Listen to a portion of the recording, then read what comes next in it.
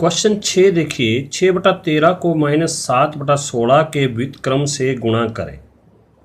6/13 को -7/16 के व्युत्क्रम से गुणा करिए। तो देखिए 6/13 को गुणा करना किससे? -7/16 के व्युत्क्रम से। तो पहले तो आप क्या करेंगे कि -7/16 का व्युत्क्रम लिखेंगे। -7/16 का व्युत्क्रम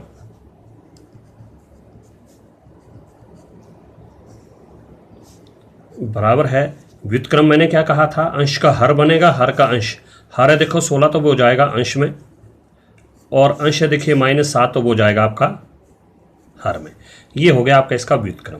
अब कहा है कि 6/13 को गुणा करना, तो इसलिए 6/13 गुणा करेंगे किससे? -7/16 के व्युत्क्रम से। वो आ गया व्युत्क्रम में देखिए 16/-7, 16/-7।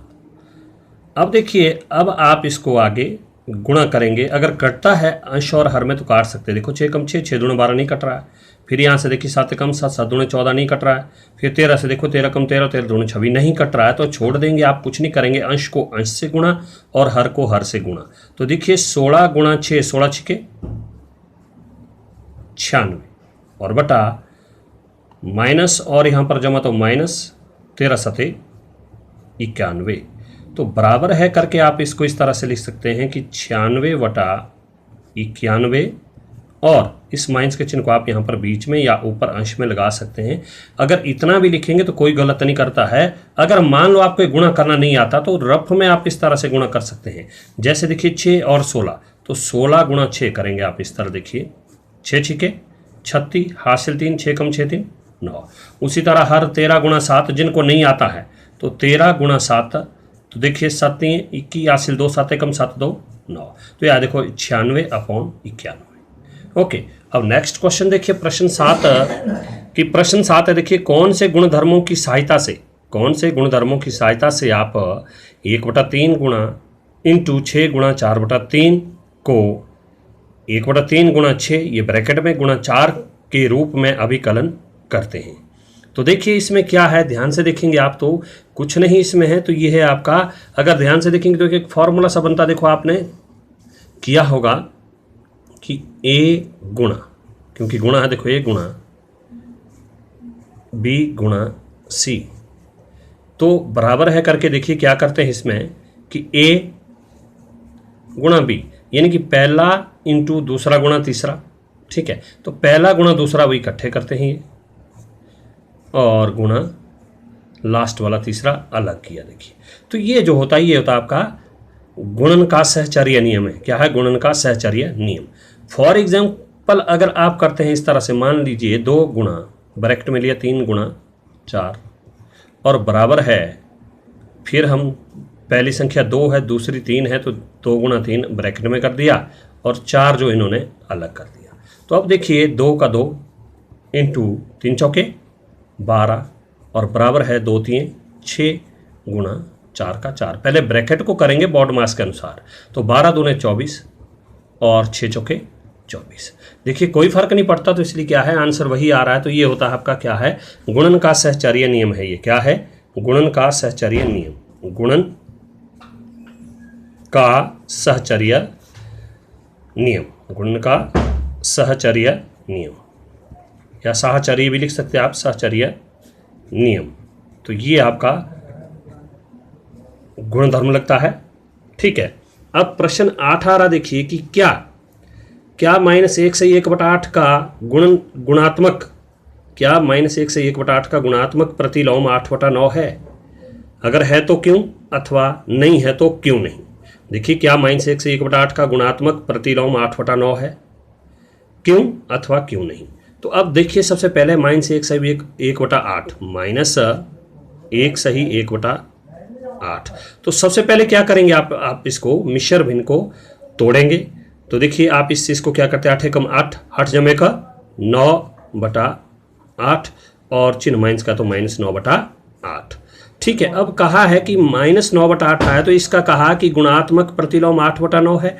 तो इसलिए देखिए आप इसको गुणा करके, क्योंकि आपको पता है कि गुणात्मक प्रतिलोम में जब आप गुणा करते हैं तो उनका आंसर 1 आना चाहिए।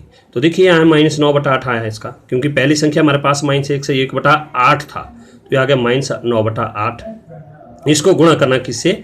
8/9 से, क्योंकि इन्होंने कहा इसका गुणात्मक प्रतिलोम है 8/9। तो अब देखिए इनको आप काट भी सकते हैं, 8 एकम 8 और 8 एकम 8 और 9 एकम 9 और 9 एकम 9। तो अब ध्यान से देखिएगा तो देखिए आपका ये माइनस का चिन्ह है और एक ही बारी माइनस का, तो माइनस आ गया और 1 एकम 1 और हर में भी आ गया 1 एकम 1, तो हमारे पास आंसर आया 1। तो आपको मैंने कहा था, देखिए जब मैंने आपको बेसिक मैथ बताया तो उसमें कहा था कि गुणात्मक प्रतिलोम वह होता है कि जब उनका गुणा किसके बराबर आए? 1। जैसे मान लो पहली संख्या ली मैंने 3, इसका गुणात्मक प्रतिलोम क्या हुआ? इसका गुणात्मक प्रतिलोम क्या हुआ? देखिए गुणात्मक प्रतिलोम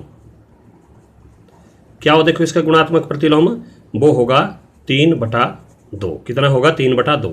अब अगर इन दोनों को गुणा करेंगे तो वो आना चाहिए 1। 2/3, ये हो गया 3/2। तो देखिए काटिए, 2 एकम 2, 2 एकम 2 और 3 एकम 3, 3 एकम 3, तो यहाँ देखो 1 एकम 1। जबकि गुणात्मक प्रतिलोम में आपका आंसर आना चाहिए 1, लेकिन यहाँ आ गया -1। तो अब यहाँ पूछा कि क्या ये इसका गुणात्मक प्रतिलोम है, तो आपके पास आंसर -1 आया, तो आप लिख सकते हैं कि नहीं। नहीं कौन? ये कहा कि 8/9 इसका गुणात्मक प्रतिलोम है, आप लिख सकते हैं कि नहीं, 8/9 कॉमा लगा के -1 सही 1/8 का गुणात्मक प्रतिलोम नहीं है। गुणात्मक प्रतिलोम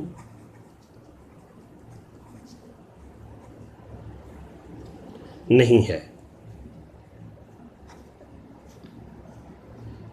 पहला आंसर तो हो गया। देखिए इन्होंने पूछा था कि है या नहीं है। नहीं है तो क्यों नहीं है? तो अब आपको कहा मैंने, देखो क्योंकि उनका गुणनफल कितना आना चाहिए? 1, लेकिन यहाँ क्या आया? -1। तो आप लिख सकते हैं क्योंकि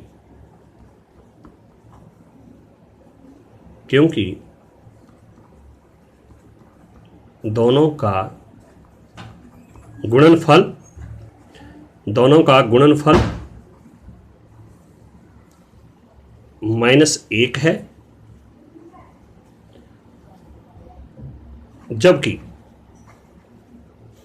जबकि गुणनफल कितना होना चाहिए? जबकि गुणनफल 1 होना चाहिए। कितना होना चाहिए?